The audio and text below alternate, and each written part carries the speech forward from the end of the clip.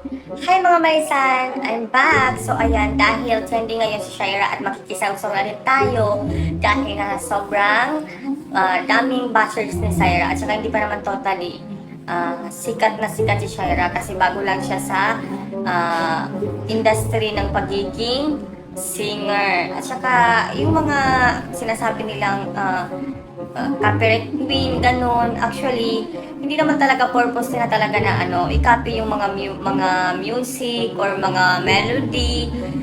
Kumbaga katuwaan lang at hindi naman nila expect na ganun mangyayari at mag-boom or mag-click yung at sisikat at mag-trending yung kanilang mga kanta. Kumbaga ang sa kanila lang is makapagbigay ng saya, of course, 'di ba?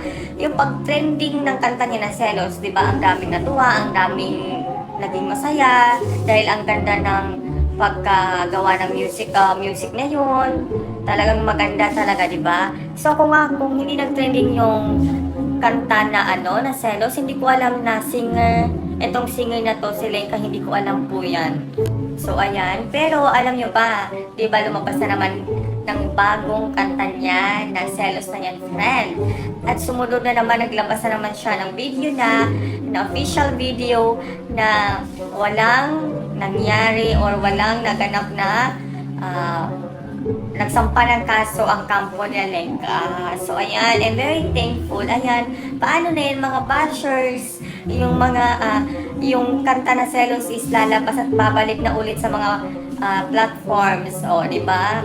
Basahin niyo mabuti. Kantang Selos ni Bangsamoro Pop Queen, Shera, magbabalik sa streaming platforms. O, di ba? Ang ganda! Para sa akin talagang nakakatuwa naman talaga si Shera kasi nga nagbibigay inspiration, nagpapasaya lang sila sa atin, di ba? Dapat naman, kung wala naman tayong ambag sa kanila, dapat na lang, huwag na tayo mag-bash. Kung ayaw natin isang tao, huwag natin silang i-follow, huwag na tayo manood sa mga kanta nila, or mga vlogs nila, or anything dyan. So, ayan. Kasi pag nagko-comment kasi kayo ng mga masasama doon, nakakasakit kayo ng damdamin ng isang tao. Isip naman din tayo, Pilipino. Totoo naman kasi yung kanta niya na,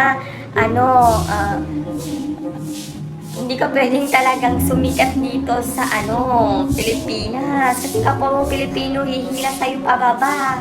Diba? Ang hirap ng ganung sitwasyon. So, ayan, thank you so much. Talagang nagpapasalamat din talaga ako kahit na tawag siya,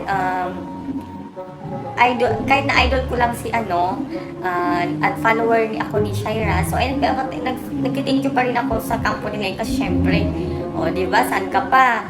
Ang bait-bait ni Madam Lenka kasi nga nagka-okay sila agad. Tapos, babalik na yung kantang Selos. So, syempre, marami namang matutuwa kasi nga babalik na naman. Ayan, sa mga bashers dyan or hindi bashers, just comment below kung anong masasabi nyo dito. Bye!